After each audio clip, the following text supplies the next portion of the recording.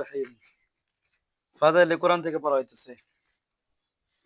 আব্দুর রহমান বিন আউফ রাদিয়াল্লাহু তাআলা আনহু হইতে বর্ণিত আছে, হুজুর পাক সাল্লাল্লাহু আলাইহি ওয়াসাল্লাম কিয়ামতের দিন তিনটি বস্তু আল্লাহর আরশের নিচে স্থান পাইবে।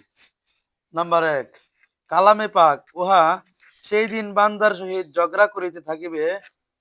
উহার জাহের ও বাতিন দুইটি দিক রহিয়াছে। ২ নাম্বার, আমানত। ৩ নাম্বার, আত্মীয়তা। ইহা সেই দিন উচ্চস্বরে বলিবে যে আমাকে মিলাইয়াছে আল্লাহ পাক তাহাকে রহমতের সহিত মিলিত করুন। সুবহানাল্লাহ। আর যে ব্যক্তি আমাকে ছেদন করিয়াছে আল্লাহ পাক তাহাকে রহমত হইতে বঞ্চিত করুন।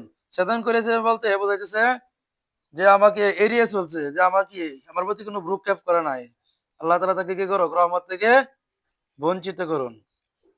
আবার বলা হইতেছে আব্দুর রহমান বিন আউফ রাদিয়াল্লাহু তাআলা আনহু হইতে বর্ণিত আছে, হুজুর পাক সাল্লাল্লাহু আলাইহি ওয়াসাল্লাম প্রকাশ করেন, কিয়ামতের দিন তিনটি বস্তু আল্লাহর আরশের নিচে স্থান পাবে। কয়টি বস্তু?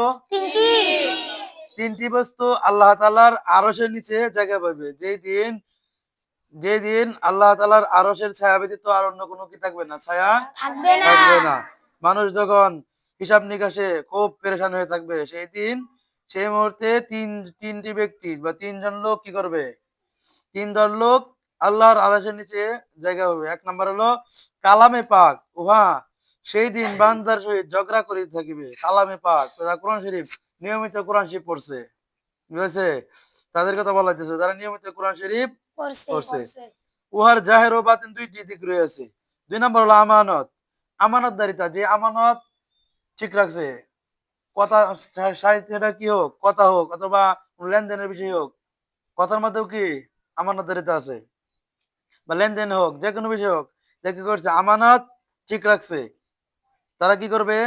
কাল কিয়ামতের ময়দানে আল্লাহর আরশের ছায়ার মধ্যে কি করবে? জায়গা পাবে। ৩ নাম্বার হলো আত্মীয়তা। যারা আত্মীয়তার হক ঠিক রাখছে, যারা আত্মীয়তার সাথে কি করছে? ভালো সম্পর্ক রাখছে, আত্মীয়দের খোঁজ খবর নিছে, এরকম ব্যক্তি যারা আত্মীয়দের হক কি করছে? সময় মতো সঠিকভাবে কি করছে? আদায় করছে। এরকম লোক যারা, তারা কি করবে? আল্লাহ তাআলার আরশের নিচে জায়গা পাইবে, ছায়া পাইবে। ইহা সেই দিন উচ্চস্বরে বলিবে যে আমাকে মিলাইয়াছে আল্লাহ পাক তাকে রহমতের সহিত মিলিত করুন। মানে কোরআন শরীফ, কোরআন পাক যারা তেলাওয়াত করছে, কোরআনে বলবে। আর আমানত যারা কি করছে? ঠিকভাবে আদায় করছে, আর আমানতও বলবে। আত্মীয়তা যারা সঠিকভাবে